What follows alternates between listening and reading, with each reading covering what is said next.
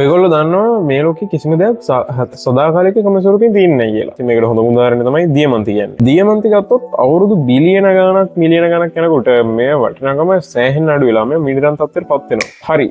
දියමන්ති කතාව පොඩ්ඩක් පැත්තකින් තියමු. ඔයගොල්ලෝ දන්නවා ක්‍රිස්ටල් එකක් කියන්නේ මොකක් හරි අණු කවුවක් එකම විදියකට එකම රටාවකට රිපීට් වෙවි ඒක හොඳට කම්පැක්ට් වෙලා ඇසුරුන විදියට තියෙන එකට. හැබැයි 1982 දී මේ ක්වාසි ක්‍රිස්ටල් කියන විශේෂ කන්සෙප්ට් එකකින් හින්දා ක්‍රිස්ටල් කියන අයිඩියා එක සම්පූර්ණයෙන් වෙනස් වෙනවා. මේ ක්වාසි ක්‍රිස්ටල් කියන ඒවා කිසිම පැටර්න් එකක් ආයෙ වාට රිපීට් වෙවි දකින්න හම්බ වෙන්නේ නැහැ. හරි.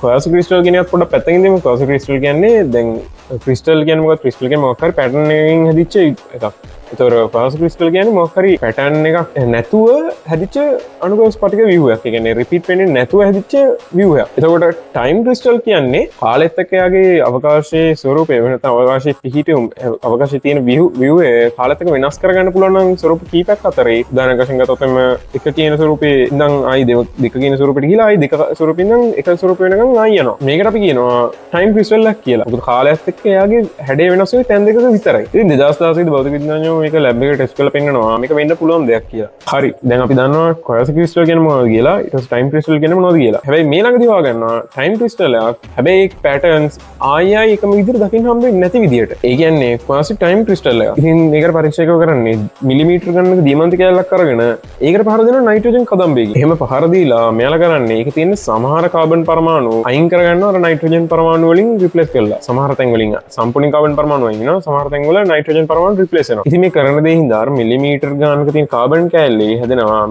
අන්වීක්ෂයේ සිදුරු මිලියන ගාන. අපි මේ කාබන් පරමාණු අයින් වෙච්ච තැන් වලට කියනවා NV centers කියලා. ඒ කියන්නේ නයිට්‍රජන් වේකන්සි centers කියලා. ඉතින් මේ වේකන්සි ස්ටේට් එකකදී ඔයාලට පුළුවන් ලේසර් බීම් එකක් එල්ල කරලා මේක උත්තේජනය කරන්න. අන්න එතකොට ඔයාලට පේන්න පටන් ගන්නවා ඒ තැන් වල ලස්සන දිලිසීමක්. හැබැයි මෙතනදී රිසර්ච් ටීම් එක අර NV centers වලට එල්ල කරන්නේ වෙනස් සංඛ්‍යාත වලින් තියෙන මයික්‍රෝවේව් කදම්බ දෙකක්. ඉතින් මේකේ තියෙන ඉලෙක්ට්‍රෝන උත්තේජන නිසා අපිට පේන්න පටන් ගන්නවා ක්වාසි ආවර්තීය රටාවක්. ඒ කියන්නේ දෝලණය වෙමින් වෙනස් වෙන්න පුළුවන් නැවත රිපීට් වෙන්නේ නැති රටාවක්. ඒ කියන්නේ කලින් කිව්ව අර ටයිම් ක්වාසි ක්‍රිස්ටල් එක. ඉතින් මේ හොයාගත්ත ක්වාසි ටයිම් ක්‍රිස්ටල් එක ක්වොන්ටම් ස්ටේට් වල තියෙන උඩා සංවේදී උපකරණ හදන සෑහෙන ප්‍රයෝජනවත් වෙනවා. ඒ කියන්නේ ගොඩාක් දුබල විද්‍යුත් ක්ෂේත්‍ර, ගොඩාක් දුබල චුම්බක ක්ෂේත්‍ර වගේම අඳුරගන්න මේක පාවිච්චි කරන්න පුළුවන්. ඒතකොට මේ වැඩේ පාවිච්චි කරලා අපිට පුළුවන් ගොඩාක් සූක්ෂම ව්‍යුහ නිරීක්ෂණය කරන්න පුළුවන් විදිහේ MRI ස්කෑනර්ස් වල උනත් හදන්න. ඒ කියන්නේ මේ MRI ස්කෑනර්ස් වලට පුළුවන් වෙන්න පුළුවන් නියුරෝනයක ස්ට්‍රක්චර් එකක් වුණත් හරියටම MRI කරගන්න. ඉතින් මේ වගේ අලුත් සයන්ස් ආ ටෙක් කතා වලට කැමති නම් මම ෆලෝ කරලා තියාගන්න. Stay curious.